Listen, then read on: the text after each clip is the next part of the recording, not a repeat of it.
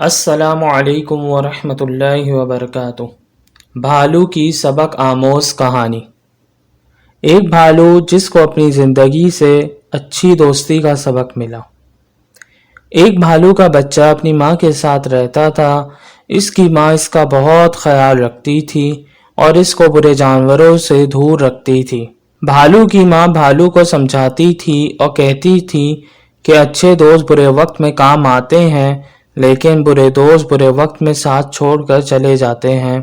جنگل میں بعض برے جانور بھی رہتے تھے جو دوسرے کمزور اور معذور جانور کا مذاق اڑاتے تھے اور ان کے ساتھ بد اخلاقی کرتے تھے۔ بھالو کی ماں نے بھالو کی تربیت کے لیے اس کو ہرن کے پاس بھیجنا شروع کر دیا تھا، کیونکہ ہرن کی جنگل میں سب کوئی تعریفیں کرتے تھے۔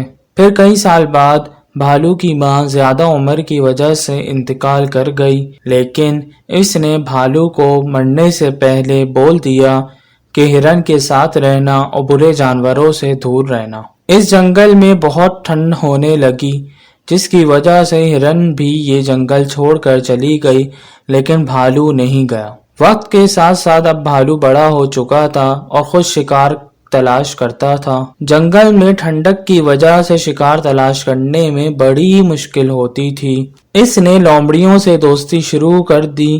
یہ لومڑیاں چالاک ہونے کے ساتھ ساتھ اخلاق میں بہت بری بھی تھی۔ یہ بھالو ان کے ساتھ مل کر شکار کرتا تھا۔ بھالو ان کے ساتھ رہتے رہتے اپنی ماں کی نصیحت کو بھول چکا تھا، اس لیے وہ بھی بہت بد اخلاق ہو گیا، دوسرے جانوروں کا مذاق اڑاتا اور ان پر ہنستا تھا۔ ایک دفعہ جب ایک بکرا پہاڑ سے اترتے ہوئے زخمی ہو گیا اور اس کے سر میں بڑی چوٹ لگی، جس کی وجہ سے وہ پاگل ہو گیا، تو یہ بھالو اور لومڑیاں اس کو پاگل پاگل کہہ کر بلانے لگی۔ معاملات ایسے ہی چلتے رہے۔ سب جانور بھالو سے ناراض رہنے لگے اور اس سے دور رہنے لگے۔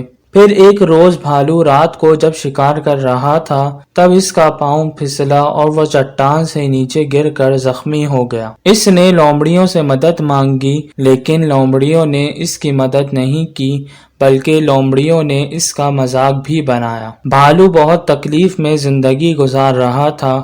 اس کو علاج اور مدد کی ضرورت تھی، لیکن کوئی لومڑی اس کی مدد نہیں کر رہی تھی۔ پھر کچھ دن بعد ایک بلی جو اس جنگل میں پہلی دفعہ آئی تھی اور اخلاق کی بہت اچھی تھی، وہ بھالو سے ملتی ہے تو اس کو بھالو پر بڑا ترس آتا ہے۔ بلی بھالو کو کھانا لا کر دیتی ہے اور بھالو کا بہت خیال رکھتی ہے۔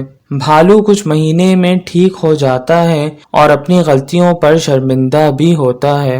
پھر بھالو لومڑیوں سے سارے تعلق ختم کر دیتا ہے اور سب جانوروں سے معافی مانگتا ہے جس کے ساتھ اس بھالو نے بدتمیزی کی تھی۔ اس کو اپنی ماں کی نصیحت بھی یاد آتی ہے کہ اس نے غلط لوگوں سے دوستی کر رکھی تھی۔